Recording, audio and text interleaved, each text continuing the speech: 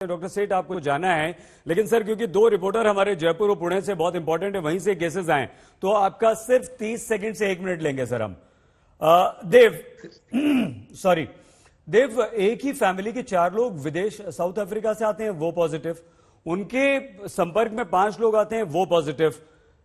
क्या ये लोग और किसी के संपर्क में तो नहीं आए थे और कॉन्टैक्ट्स तो नहीं हुए थे? क्या किया जा रहा है ये पता लगाने के लिए और ये रोकने के लिए? देव सईद, आपने बहुत ही जो लाजमी सवाल है वो पूछा है कि क्या ये जो लोग हैं ये और लोगों के कांटेक्ट में आए थे कि नहीं आए थे। मैं बता दूं आपको, नवंबर के महीने में ये पूरा परिवार या जो परिवार के लोग थे वो साउथ अफ्रीका, दक्षिण अफ्रीका गए थे। वहां से लौटने के बाद इनमें कुछ लक्षण नजर आए और जब इनकी टेस्टिंग की गई तो 9 लोग कोविड पॉजिटिव पाए गए। हालांकि दक्षिण अफ्रीका, बोत्सवाना, जिम्बाब्वे के देशों से लोगों में ये ओमिक्रॉन वेरिएंट जो है वो सामने आ रहा था, तो इनको जो इनके सैंपल्स हैं वो जीनोम सीक्वेंसिंग के लिए भेजे गए और आज उन सैंपल्स की रिपोर्ट आ गई है जिसमें सामने आया है कि ये जो 5 लोग एक परिवार के थे वो पॉजिटिव आए हैं और जिन 4 लोगों से ये कांटेक्ट में आए थे वो भी पॉजिटिव आए हैं। जब कांटेक्ट ट्रेसिंग की गई सही तो 34 लोगों के सैंपल्स भेजे गए थे, 9 लोग पॉजिटिव आए हैं,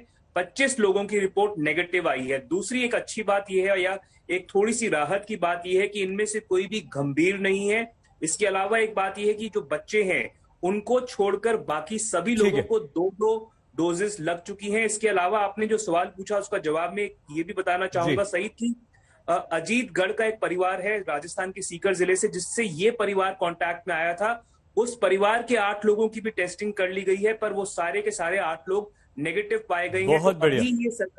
अभी ये सरकार को लग रहा है कि किसी तरह से इन लोगों को कंटेन कर लिया जाए। इन सभी को आरयूएचएस में, जो कि राजस्थान का या जयपुर का सबसे बड़ा कोविड अस्पताल इस समय बना हुआ है, वहां पर भर्ती किया गया है और कोशिश की जा रही है कि कॉन्टैक्ट ट्रेसिंग करके ये सारा जो पूरा ओमिक्रॉन का वेरिएंट है इसको जितना ज्यादा लिमिट किया जा सके वो करें। बिल्कुल ठीक है देव, बिल्कुल ठीक है। जल्दी से पंकज, क्या बिल्कुल यही पैटर्न महाराष्ट्र में अपनाया जा रहा है? जितने भी लोग कांटेक्ट में आए थे, संपर्क में आए थे, सबकी टेस्टिंग की जा रही है, सबको होम क्वारंटीन कर दिया गया है, या क्या हो रहा है?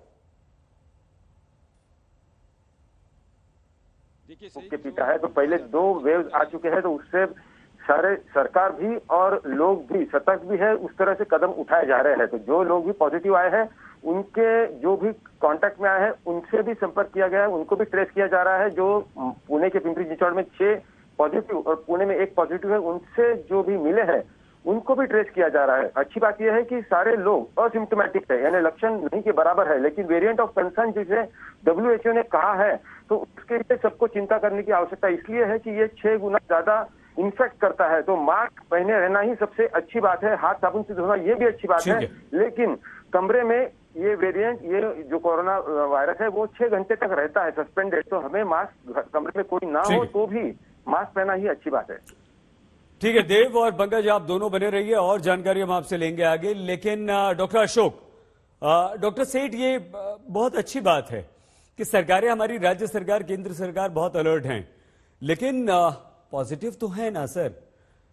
कांटेक्ट में आने वाले भी पॉजिटिव हुए हैं, भले ही कई सारे लोग नेगेटिव भी मिले, तो क्या सिम्टम्स वही होंगे?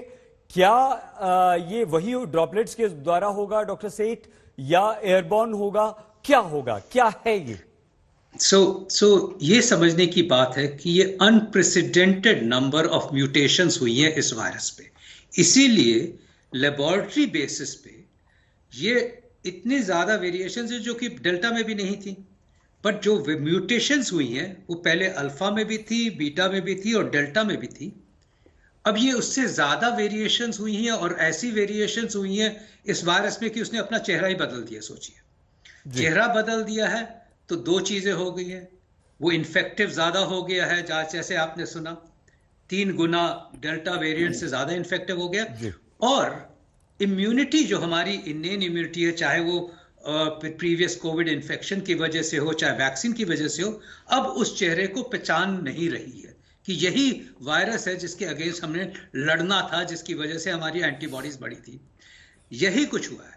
मैं एक चीज इंपॉर्टेंट ये कहना चाहता हूं कि जो हम कह रहे हैं ना कि माइल्ड इन्फेक्शंस, यस, अब तक क्योंकि हम प्रोएक्टिव टेस्टिंग कर रहे हैं, हमारी गवर्नमेंट, बाहर की गवर्नमेंट, हर कंट्री की गवर्नमेंट प्रोएक्टिवली कॉन्टैक्ट ट्रेसिंग और क्लस्टर ट्रेसिंग और टेस्टिंग और जीनोम टेस्टिंग कर रही है, इसीलिए हमें इतने टर्न अप कर रहे हैं, जो कि आप देख रहे हो कि एसिम्प्टोमेटिक ही हैं लोग। इसका मतलब ये नहीं है कि ये माइल्ड है। माइल्ड की बात तो हमें साउथ अफ्रीकन फिजिशियन से पता चली है, क्योंकि वर्ल्ड में कहीं भी और एक्सपीरियंस नहीं है इस वायरस का लार्ज नंबर्स में।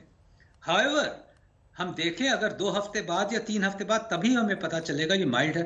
बट एक वर्ग है जिसके लिए हमेशा फिक्र रहेगी, वो 2 वर्ग हैं इनफैक्ट जिनको वैक्सीनेशन नहीं लगी हैं, उनका फर्क है।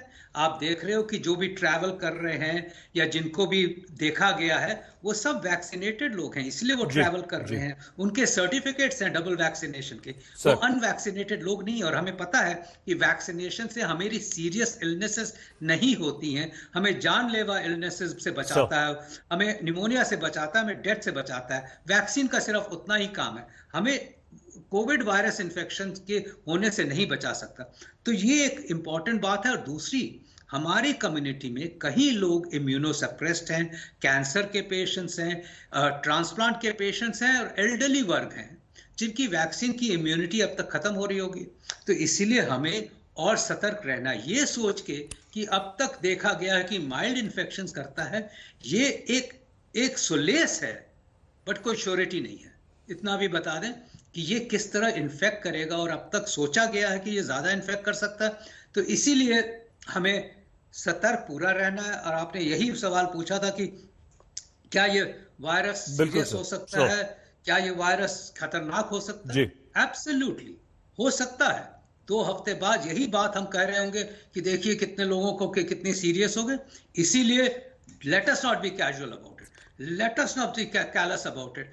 एक ही तो काम है हमारा, हमारी रिस्पॉन्सिबिलिटी क्या है? मैं ये कहूंगा कि अगर हम कम्युनिटी में जा रहे हैं, हम कहीं बाहर जाना है, अब ये ना सोचिए कि वर्ल्ड नॉर्मलाइज हो गया, हमारी जिंदगी नॉर्मलाइज हो गई। 6 महीने और वेट कीजिए, डबल मास्किंग करिए। अगर आप क्लॉथ मास्क पहनते हो तो उसके नीचे 3 प्लाई सर्जिकल मास्क, जो कि ₹1 का मास्क होता है, उसको भी लगा लो, उसके ऊपर क्लॉथ मास्क भी लगा लो सर। उससे आपकी, और अगर दूसरा भी पहन रहा है तो आपकी 95 to 97% प्रोटेक्शन उसी में हो जाती है। रेगुलरली हैंड वॉशिंग करो और दूर रहो, ओपन स्पेसेस में रहो, घर इंडोर्स में आप भीड़ ना करो। और फाइनली यही करना है कि हेल्थ केयर वर्कर्स ने, फ्रंटलाइन वर्कर्स ने N95 मास्क लगाना है। हम यही कर लें तो हमने अपनी रिस्पॉन्सिबिलिटी निभा ली, क्योंकि गवर्नमेंट तो हर एक कॉन्टैक्ट ट्रेसिंग, जीनोमिक टेस्टिंग बड़ी कोऑर्डिनेटेड तरीके से कर रही है। डॉक्टर सेठ, समय कम होने के बावजूद आपने वक्त निकाला और बहुत महत्वपूर्ण बातें कही हैं, और साफ तौर पर आपने कह दिया है कि बस अब आप सावधान हो जाइए। अगर आपके पास समय है सर तो जरूर रुकिए, वरना थैंक यू वेरी मच, बहुत शुक्रिया आपका, धन्यवाद।